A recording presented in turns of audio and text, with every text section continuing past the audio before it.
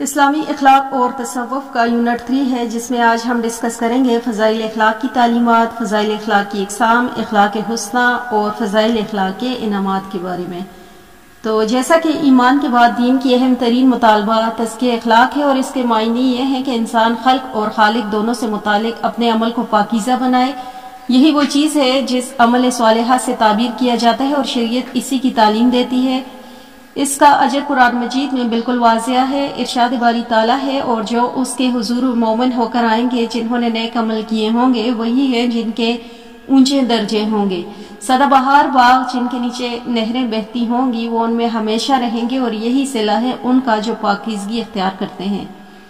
عمل صالحہ کو فضائل اخلاق سے تعبیر کیا جاتا ہے۔ پھر اگر ہم بات کرتے ہیں فضائل اخلاق کے مفہوم کی، تو اخلاق و کردار انسانی تربیت کا ایک ایسا جز ہے کہ جو کہ انسان میں باہمی محبت و قرابت پیدا کرتا ہے، انسان کو انسان کے قریب کرتا ہے، انسانوں میں ایک دوسرے کے لیے جذبہ ہمدردی اور جذبہ ایثار و قربانی پیدا کرتا ہے، اور ایک دوسرے کی مدد کرنے کا جذبہ ابھارتا ہے۔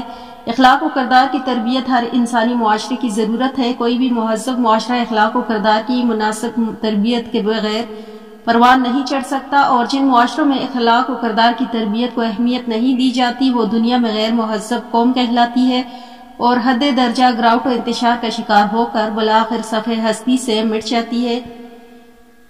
مذہب اسلام میں انسان کی روحانی تربیت کے ساتھ ساتھ انسان کے اخلاقی و کردار کی بہترین تربیت اسلامی تعلیمات کا لازمی جز قرار دیا گیا۔ اسلام عملی طور پر انسان کو اخلاق یافتہ بنانے پر زور دیتا ہے۔ وہ انسان کو نہ صرف علم عطا کرتا ہے بلکہ فضائل اخلاق کا عامل بھی بنانا چاہتا ہے۔ اسلام میں عقائد، عبادات اور معاملات کی بابت مرکزی نقطہ اور محور اللہ تعالیٰ کی رضا ہے۔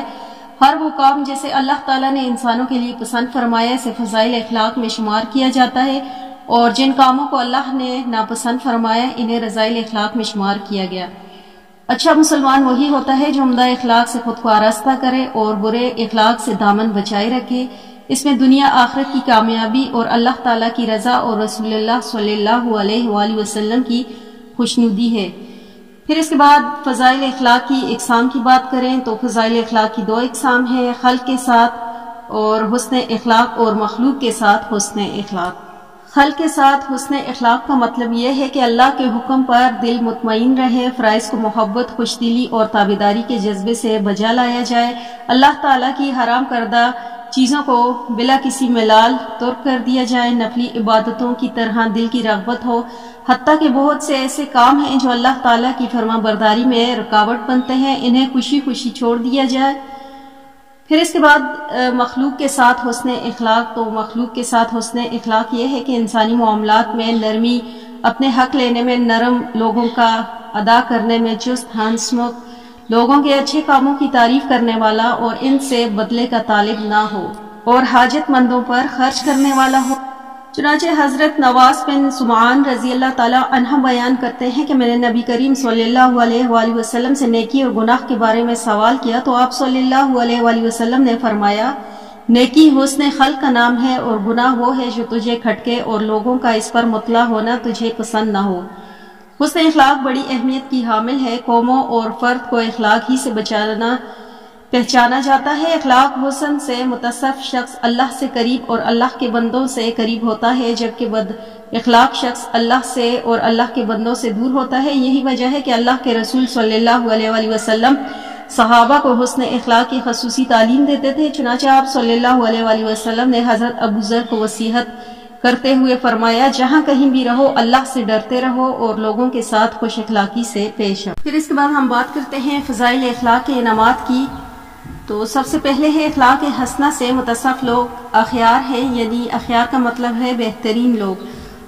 تو آپ صلی اللہ علیہ وآلہ وسلم نے اعلیٰ اخلاق کے حامل لوگوں کو اخیار یعنی بہترین شخص قرار دیا۔ حضرت عبداللہ بن عمر رضی اللہ تعالیٰ عنہ سے روایت ہے کہ نبی کریم صلی اللہ علیہ وآلہ وسلم نے فرمایا، تم میں سے بہترین وہ شخص ہے جس کا اخلاق سب سے اچھا ہو۔ پھر دوسرا انعام ہے اخلاق کے حسنہ سے متصف لوگ اللہ تعالیٰ اور رسول اللہ صلی اللہ علیہ وآلہ وسلم کو محبوب ہوتے ہیں۔ نبی کریم صلی اللہ علیہ وآلہ وسلم کا ارشاد گرامی ہے کہ کیا تمہیں میں اس شخص کے بارے میں نہ بتلاؤں جو میرے نزدیک سب سے زیادہ محبوب ہے؟ اور بروز قیامت میرے قریب تر ہوگا۔ صحابہ اکرام خاموش رہے۔ آپ صلی اللہ علیہ وآلہ وسلم نے یہی بات 3 بار دہرائی۔ صحابہ رضی اللہ تعالیٰ عنہ نے عرض کیا ضرور بتلائیے، تو آپ نے فرمایا تم میں سے جس کا اخلاق سب سے اچھا ہو۔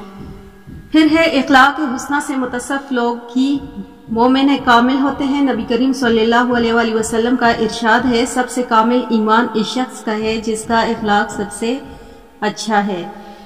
پھر اخلاق حسنہ نفلی عبادتوں سے بہتر ہے، چنانچہ ارشاد نبی صلی اللہ علیہ وآلہ وسلم ہے مومن اپنے حسن خلق کی وجہ سے مسلسل روزے رکھنے اور قیام کرنے والے کا درجہ حاصل کر لیتا ہے۔ پھر قیامت کے دن اخلاق حسنہ مومن کے ترازو میں سب سے وزنی چیز، نبی کریم صلی اللہ علیہ وآلہ وسلم کا ارشاد ہے کہ قیامت کے دن مومن کے ترازو میں سب سے وزنی چیز حسن خلق رکھی جائے گی۔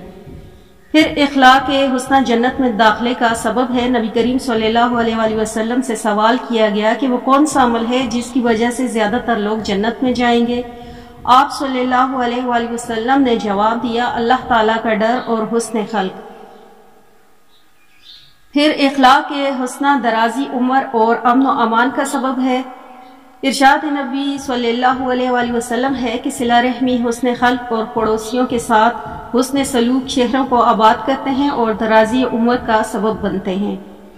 پھر اخلاق حسنہ سے متصف شخص پر جہنم حرام ہے۔ ایک بار نبی کریم صلی اللہ علیہ وآلہ وسلم نے صحابہ اکرام رضی اللہ تعالیٰ عنہ سے فرمایا کیا میں تمہیں اس شخص کے بارے میں نہ بتاؤں جس پر جہنم حرام کر دی گئی؟